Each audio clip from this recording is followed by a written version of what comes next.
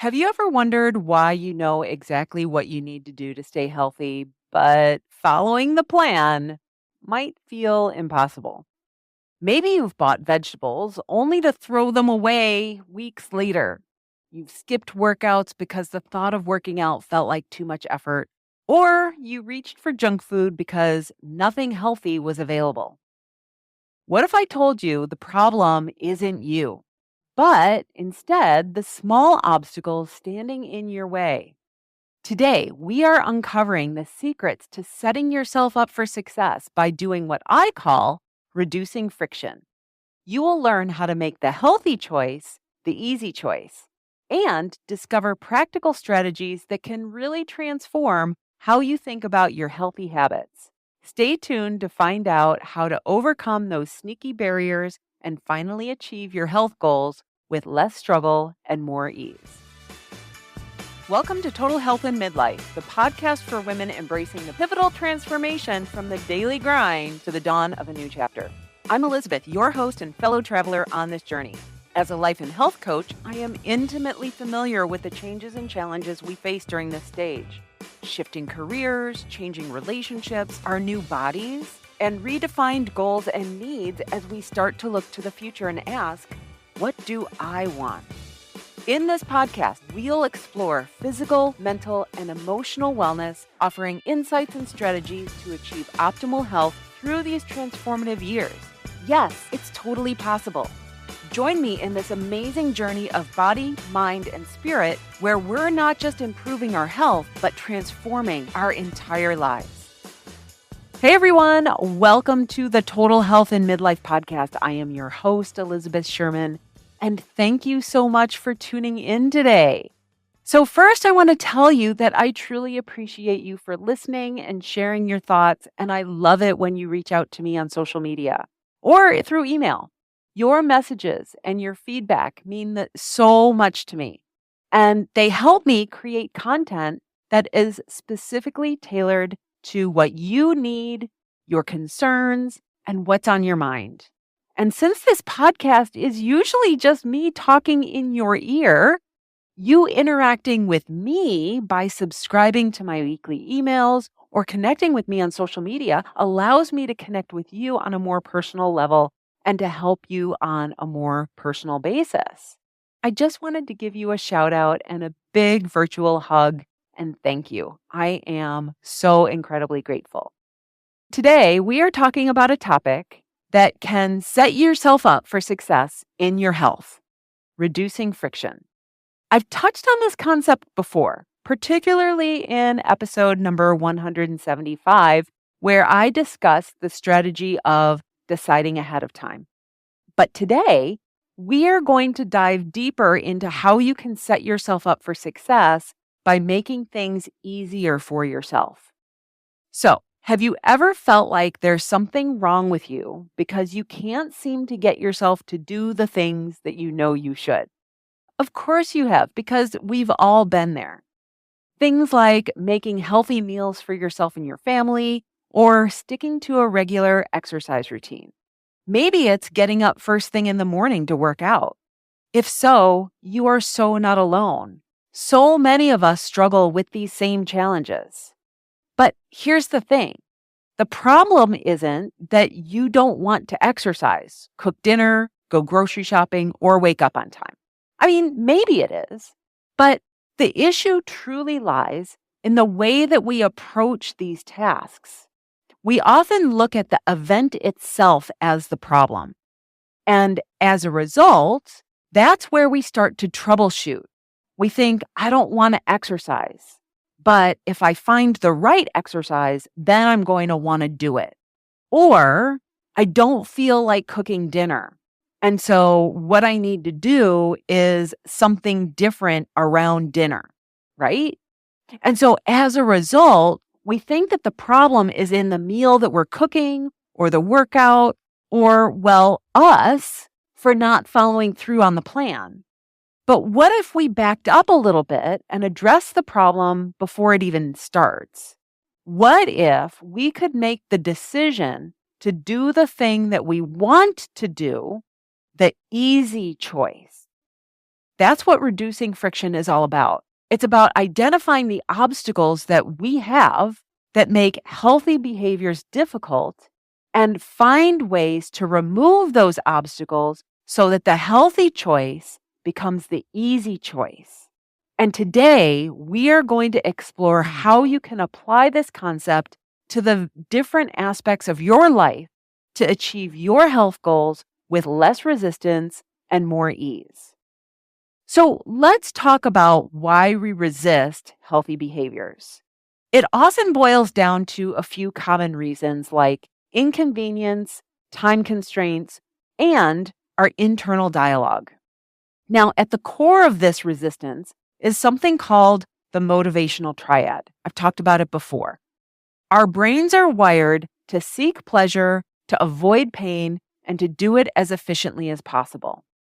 Changing habits and behaviors challenges this framework, making it super uncomfortable.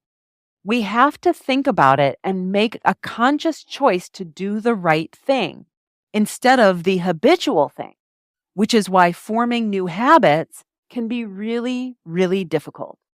So for many of us, this is why habits don't seem to stick.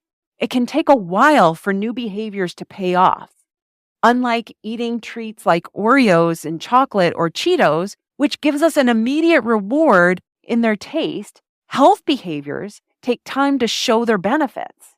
Eating vegetables or cooking a healthy meal like roast chicken with baby potatoes and roasted broccoli might not taste good initially if you're new in the kitchen and haven't figured out the right spices, cooking times, and techniques. And it takes consistent healthy eating to start feeling better in the long run. This is where the struggle lies. Our brains are screaming for that immediate pleasure and comfort, and we need to overcome our internal dialogue that often tells us why we can't or shouldn't do the healthy thing. This dialogue is believable because it's coming from our own brain, our own thoughts. It's our thoughts and feelings. For example, you might think, I don't have time to work out, or cooking is too much effort after a day like I've had today. And these thoughts create resistance to following through on the plan. But to reduce friction, we first need to understand where our resistance lies. We need to listen to our internal dialogue and identify the specific thoughts and feelings that are holding us back. Often, the reasons for our resistance are super simple and might even feel like a lame excuse if we said them out loud. And you know what? That's totally okay. There's power in acknowledging these reasons because if they're tripping us up, it's our responsibility to ourselves to figure out how to overcome them. So understanding our internal dialogue helps us to see the real obstacles that we're facing. It's not just about not wanting to work out or cook a meal. It's about the thoughts behind those feelings. Maybe you think working out is too hard because you don't have the right clothes or your shoes don't fit right. Or you feel like cooking is too much effort because you have to chop and prep everything when you're already tired from a long day at work with everybody wanting something else from you. You just want to unplug. And so by identifying these thoughts, we can start to find solutions to reduce the friction. For example, if you resist cooking because of the mess, take some help from your grocery store to make it easier. If working out feels like a hassle because you're super comfy drinking coffee at the dining room table in your bathrobe, try eliminating just one of those barriers to make it easier. These small changes can make a big difference in reducing resistance and making the healthy choice the easy choice. Our resistance to healthy behaviors is often rooted in simple, believable thoughts that create barriers to getting what it is that we ultimately want. And so by understanding our internal dialogue and identifying the real reasons behind our resistance, we can find ways to reduce friction and make healthy behaviors easier to stick to. This awareness is the first step towards setting ourselves up for success and achieving our health goals with less struggle. One common struggle that many of my clients face is buying vegetables but not eating them and then ultimately throwing them away weeks later.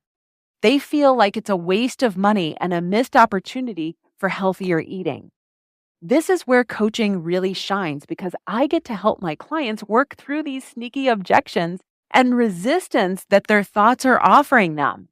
Let's take the example of cooking broccoli. So, my client Holly had this issue. She would plan to make dinner and follow through with it, except when it came to the broccoli, every single time she looked at that whole head of broccoli and she was like, nah, I'm not going to do it. And then it would sit in the crisper, also known as the vegetable grave site, where good vegetables go to die until it became a slimy glob of goo. And so broccoli can be messy and quite honestly a pain in the butt to prepare. The stalk is tough to cut through, the florets get everywhere, and they're a hassle to clean up.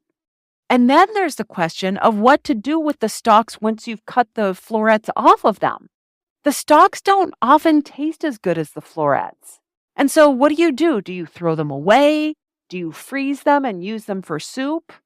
And then just have a freezer full of vegetables and never make soup? Or do you use them for something else? Or do you find a way to use them for something that you're not thrilled about? And if the broccoli has been sitting in the fridge for a few days, it might be even worse. The plastic produce bag gets wet, and sometimes there are slimy spots on the florets. So do you cut those off and hope for the best? Or do you just toss the whole thing because it seems too far gone? And then there's the smell. When broccoli is cooking, it smells like farts, right? It's such a strong, unpleasant smell that combined with all the other inconveniences, together it creates just a lot of resistance. And so this is where reducing friction comes into play. For Holly, the solution was simple. I told her to buy pre-cut florets. Yes, buy a bag of pre-cut florets. Now, it might be a little bit more expensive than the whole stalk of broccoli, but is it really more expensive if you end up throwing the whole head away? No, it's not. Buying pre-cut florets made all the difference for her. With the pre-cut florets, all you have to do is open the bag and pour it out into the pan with some salted water, or you can stick the entire bag into the microwave. Easy peasy lemon squeezy, right? By reducing friction, Holly was able to incorporate broccoli into her meals without all of the hassle. It eliminated the barriers that were preventing her from cooking and eating the broccoli that she bought. This small change made the healthy choice the easy choice, helping her to stay on track with her health goals. Understanding and addressing these small points of resistance can have a significant impact. For Holly, the problem wasn't that she didn't want to eat broccoli. The problem was the hassle and the mess involved in preparing it. Once we identified and removed that friction, she found it much easier to stick to her healthy eating plan. This is just one example of how reducing friction can make a big difference in your healthy habits. By recognizing the specific obstacles that make healthy behaviors difficult and finding simple solutions, you can set yourself up for success and make the healthy choice the easy choice. Many of my clients struggle with maintaining a consistent workout routine. A common scenario for many of us is that we get out of bed, we head to the kitchen, we get our coffee, and then we settle in for our morning routine, which often includes scrolling through social media. You plan to exercise next and then get ready for work, but you face a couple major hurdles. First, you are so super comfortable and cozy. You're sipping your coffee and you're mindlessly scrolling through social media and connecting with your friends. Second, you don't have your workout clothes on. So not only do you have to pry yourself away from your coffee and phone, but you also have to change into your exercise clothes and then move into your exercise area, wherever that might be. These are 3 significant barriers that our brains need to overcome. And so one of my clients, Barb, faced this exact challenge. She was telling me about how she would sit with her coffee, feeling cozy and not wanting to disrupt that comfort by getting up to change clothes and work out. Her internal dialogue was something like, "Oh, now I don't have time to work out," or "I'll just do it later." But we all know later often turns into never, right? So we worked on a simple but effective solution, changing into her workout clothes immediately upon waking. This way, the only thing that she needed to do was get up from the couch or table and move to her exercise area. By doing this, she eliminated a huge obstacle. Now she didn't have to face the triple task of stopping her coffee time, changing her clothes, and relocating to exercise. She just had to move already dressed and ready to go. Another client of mine, Kara, had also fallen out of her exercise routine because her schedule changed. The time she had set aside for changing into her workout clothes was no longer there, so her workouts fell by the wayside. We talked through this scenario and she adopted a new routine of putting on her exercise clothes first thing in the morning when she was going to the bathroom. And it made a significant difference. And she was able to get back into her exercise routine successfully. So these examples highlight how small changes can reduce friction and make it easier to stick to healthy behaviors. And so by putting on your workout clothes immediately after waking up, you remove a major barrier. You're already dressed and halfway there. The only thing left to do is get up and move to your exercise area. And so this simple act can make the difference between skipping your workout and actually doing it. So if you find yourself resisting working out because it feels like too much effort to change clothes and get started, try it. Lay out your workout clothes the night before and put them on first thing in the morning. You'll find that reducing this friction helps you to stick to your workout routine with much less resistance. I'm not going to tell you that you will want to do it, but you'll have less barriers. And so by identifying these specific hurdles that prevent you from working out and finding ways to eliminate them, you can make the healthy choice the easy choice. Changing into your workout clothes immediately upon waking is a simple yet powerful way to set yourself up for success. Next up, let's talk about drinking water. It's something that we all know that we should do, but often we don't drink enough. There are lots of environmental reasons for this specific problem. Two are having water accessible and making it easy to drink. Now, this might sound silly, but one simple barrier is that when our glass or water pitcher runs empty, we don't refill it. And it's a stupid problem with a straightforward solution. I recently realized that when my water pitcher or glass ran empty, I wouldn't fill it up. And my internal dialogue was something like, well, I guess I can't drink water now because there isn't any. Of course, this is a lie. It's not that I couldn't fill the glass. It just felt like too much trouble in the moment.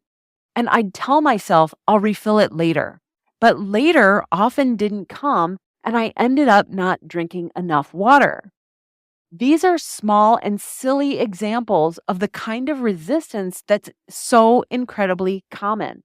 You might be busy, and when you notice that your glass is empty, you think, oh, I'll get it in a minute. Let me just finish this one thing.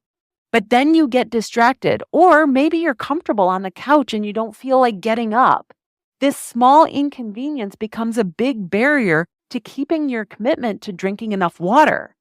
And so the solution here is simple but powerful. Fill up your glass or bottle immediately when it runs dry. As soon as you notice it's empty, take a moment and fill it up right away. This removes the barrier and makes sure that you always have water available to drink. It's a small action that can make a big difference. Reducing friction is all about removing these little obstacles that trip us up. By addressing them head on, we make it easier to stick to our healthy behaviors. So if you find yourself not drinking enough water, try this hack.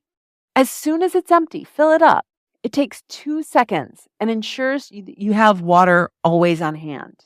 So by identifying the small points of resistance, like an empty glass, and addressing them immediately, You can make drinking water an effortless part of your day. You may have to try a few things to see what works for you, like adding a straw or changing your water bottle can also help in this habit. Small changes like this can have a significant impact on your overall health and your well being.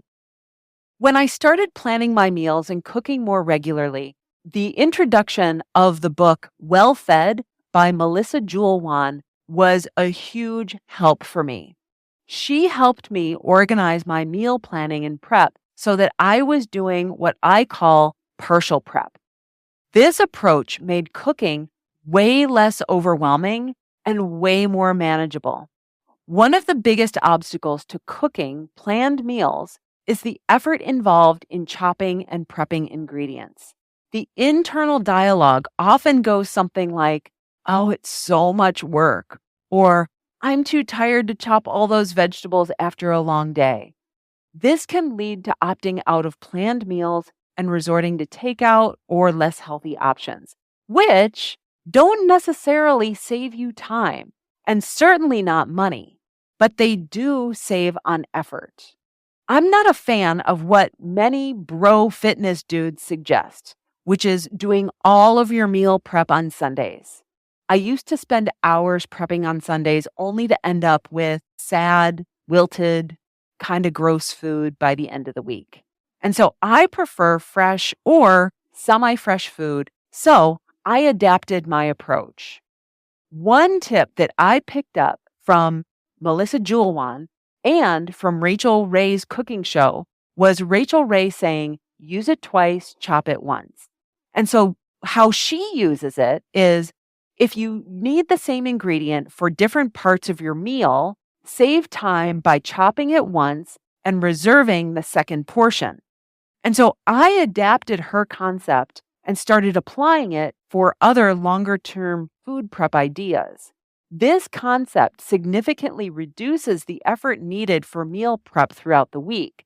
And so, for example, if I'm preparing something like butternut squash, which quite honestly is a pain in the butt to peel and cut, or cooking brown rice, which takes forever, I'll cut or cook more than I need and then save the rest for a day when I need something quickly.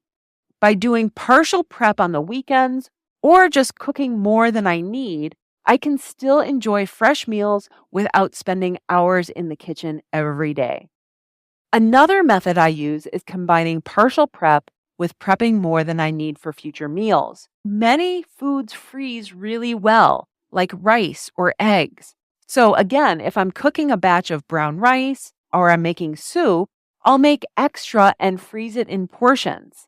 When I need a meal quick, I can just pull out a portion from the freezer and heat it up. This approach combines two different versions of reducing friction, doing partial prep ahead of time and prepping more than you need for times that you need something fast. It makes the act of cooking less daunting and helps ensure that you stick to your healthy eating plan. If you find yourself opting out for planned meals because it seems like too much work, try this method. It does take a bit of pre-work, but over time, it will save you so much energy. Do some partial prep on the weekends, and when you're chopping or cooking, do a little bit extra and save it for later. This small change can make a big difference in making cooking less of a chore and more of an enjoyable activity. Reducing friction in meal prep can help you stay on track with your health goals without feeling overwhelmed. By identifying the points of resistance and addressing them with practical solutions, you can make healthy cooking a regular part of your routine without the stress. Healthy snacks can often be overlooked in favor of less healthy options, especially when they are out of sight. So many of us have had those moments where we reach for something quick and convenient, ignoring the healthier choices that we have on hand, right? And so this is often driven by our internal dialogue, which might say something like, I don't feel like eating healthy snacks, or I forgot I had those. So this happened to me by accident recently. I went to the fridge looking for a protein bar, which is usually where I keep my protein bars, but I had placed a bowl of oranges front and center, right in my line of sight. It was an accident, but it was a welcome surprise. And so instead of grabbing the protein bar, I had an orange. And so this way, I didn't have one of those V8 moments where I realized later that I had healthy options available, but totally forgot about them. Our brains tend to gravitate towards what's most visible and convenient. And so if your healthy snacks are hidden in the back of the fridge or the pantry, you are less likely to choose them. Instead, you'll go for whatever is easiest to grab, which is often not the healthiest option. One simple but effective solution is to place healthy snacks front and center in your fridge, not in the crisper where good food goes to die, and instead put your less healthy snacks in there. When you open the door, they should be the first thing that you see. And so this makes it more likely that you'll choose a healthy snack over a less healthy one. For instance, keep a bowl of prepped veggies, fruits, or other healthy snacks at eye level where they're easy to see and grab. Another version of this strategy is to write out a list of healthy snacks and place it on the side of your refrigerator. This serves as a visual reminder of the healthier choices that you want to eat. Just make sure that those snacks are prepped and ready to eat ahead of time. For example, if you enjoy carrots and hummus, wash and cut the carrots and leave them in the container next to the portion of hummus. One of my clients, Lisa, struggled with this exact issue. She always intended to eat healthier snacks, but often found herself reaching for the chips or cookies instead. Her internal dialogue was full of justifications like, it's too much effort to prepare something healthy, or I'll just eat better tomorrow. And so we talked about the importance of ease, visibility, and preparation. She realized that the simple act of scooping yogurt out of the big container was too much effort. And so Lisa started buying individual yogurt cups and placing them in front of the fridge. This small change helped her remember her healthier option and made it easier to choose it. Reducing friction by making healthy snacks more visible and accessible can significantly impact your eating habits. And so by placing these snacks front and center and having them ready to consume and portioned out, you make it more likely that you'll reach for them instead of the less healthy options. It's about making the healthy choice the easy choice. Our brains thrive on consistency, repeatability, and the familiar. So they naturally resist anything new like changing our behavior. Additionally, we humans are inherently lazy. And so this ties back to the motivational triad. Doing what's familiar is easier because we don't have to want to think about it. Doing the same thing is comfortable. Doing something new, although we might not see it as painful, is uncomfortable because it's unknown. Cooking dinner is more work than ordering in. Exercising is more work than sitting on the couch. Watching Netflix is more pleasurable than getting up and doing our evening routine and going to bed. We resist these things because they require effort and they disrupt our comfort. One tool that I use in my coaching is a cognitive behavioral therapy tool called the Think, Feel, Act cycle. Basically, everything we do or don't do is because of how we feel or how we think we're going to feel when we do the thing. Our feelings are caused by our thoughts. However, most of us are not intimately connected to our thoughts because we generally have about 60,000 thoughts in a day, many of which are on repeat. When we don't do what we want to do, like not exercising, not meal prepping, not cooking the broccoli, or not drinking the water, that is an action. The reason we don't do the action is because of the feeling. We have resistance to doing them. This resistance stems from our internal dialogue, our thoughts. So we need to uncover our internal dialogue that leads to the resistance, that leads to the feeling. Why are we resisting something that we said that we wanted to do? So as a coach, I've heard all of the excuses. And honestly, I do not judge anyone because I have a human brain too. If the brain is thinking it, it's our responsibility to uncover it and address it so that we can move forward.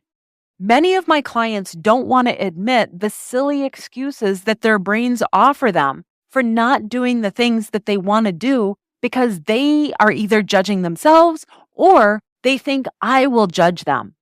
What I offer my clients is the idea that either we don't have to believe everything our brain tells us, or we can get rid of the obstacle in the first place, especially if it's an easy fix, like filling up your glass with water before it's empty, or getting a straw to make drinking easier, or putting your exercise clothes on when you wake up.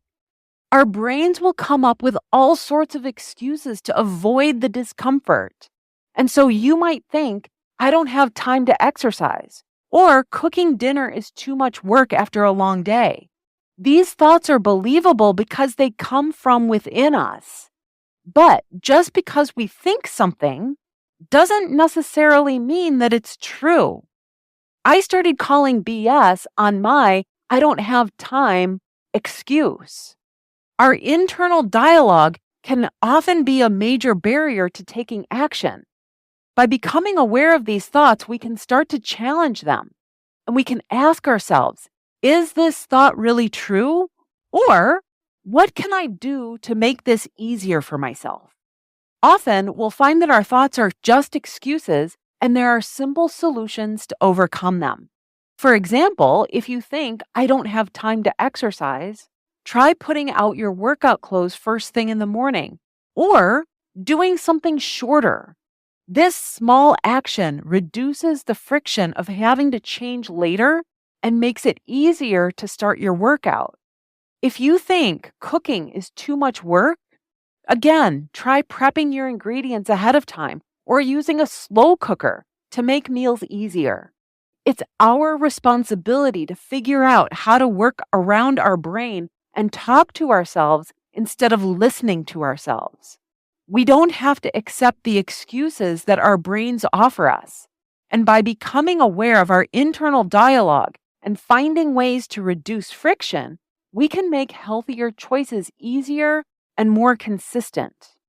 Our internal dialogue has a huge influence on our behavior.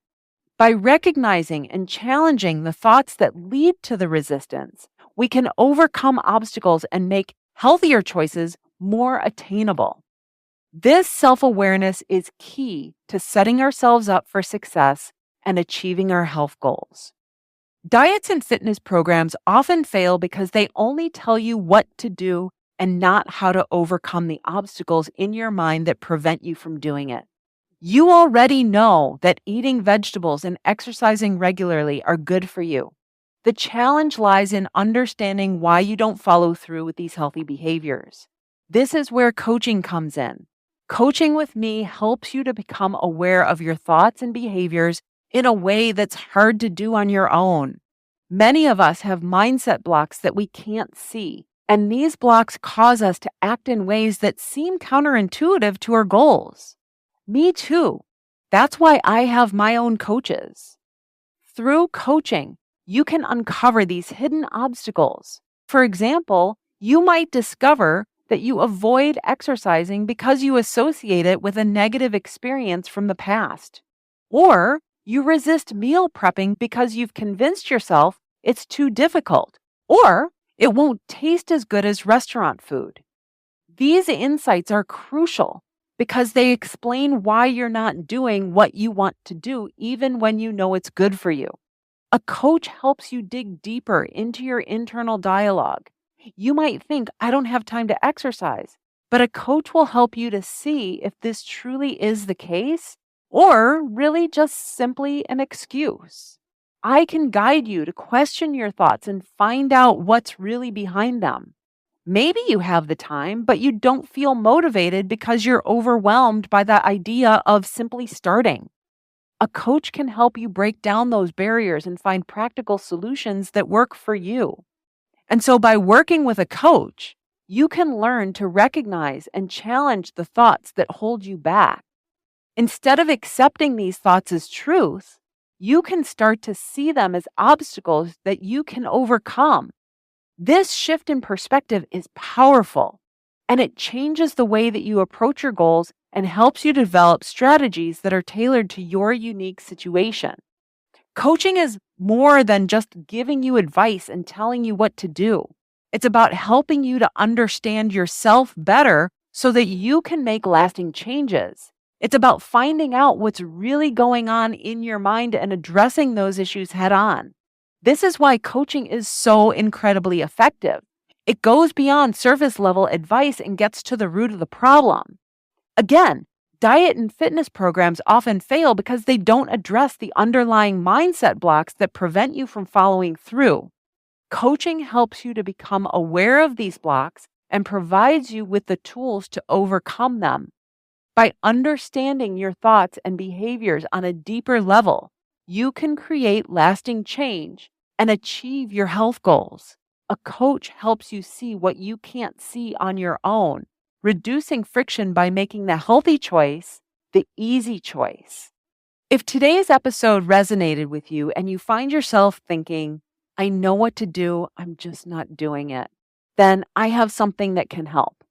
I want to invite you to book an I know what to do, I'm just not doing it strategy call at elizabethsherman.com/call. During our call, we will work together to identify what exactly is holding you back and to develop a clear, actionable plan to move forward. We'll explore the specific hurdles that you face in maintaining healthy habits and uncover the root causes of your struggles. This call is about reducing the friction that stops you from following through on your health goals. I will provide personalized advice and practical steps that fit your lifestyle, making it easy for you to stick to healthy behaviors. You'll walk away feeling understood and supported with a sense of hope and a clear path forward. After our call, you'll receive detailed follow-up notes, including key questions that we discussed and actionable steps to take. And this isn't just a consultation. It's a pivotal step towards transforming your health and reclaiming your life. So if you're ready to take control and turn your knowledge into action, book your strategy call today at elizabethsherman.com/call. You can work to create lasting change in your life. Thank you so much for tuning in to today's episode. I hope you found today's topic on reducing friction helpful. The small changes that we make to remove obstacles can have a significant impact on our ability to stick to healthy habits. Whether it's buying pre-cut broccoli, putting your workout clothes on first thing in the morning, keeping your water glass full, prepping ingredients ahead of time, or placing healthy snacks front and center, these simple strategies can make the healthy choice the easy choice. I appreciate you taking time to listen and encourage you to reach out with your thoughts, questions, and feedback. Your feedback helps me to create content that's tailored to your burning questions and what it is that you need. So don't forget to subscribe to my weekly emails that are full of other tips, strategies, and mindset shifts. And connect with me on social for more tips and support. All of that is in the full show notes, how to access it. And if you're ready to dive deeper and tackle the specific challenges holding you back, don't hesitate to book an I know what to do, I'm just not doing it strategy call. You can find the link at elizabethsherman.com/call. Thanks again for being here. I appreciate you, and I look forward to helping you achieve your health goals and live your best life. Until next time, have an amazing week, everyone, and I will talk to you next. All right, bye-bye. Thank you for tuning in today. Now, if you enjoy the podcast and are ready to take the next step in addressing your health concerns, I would love to invite you to schedule an I know what to do, I'm just not doing it strategy call. In this 60-minute session, we will explore what's holding you back and create a personalized action plan. You will gain clarity, support, and practical steps to move you forward. Visit elizabethsherman.com/call to book your call now. You can transform your health, and I would love to be there to help.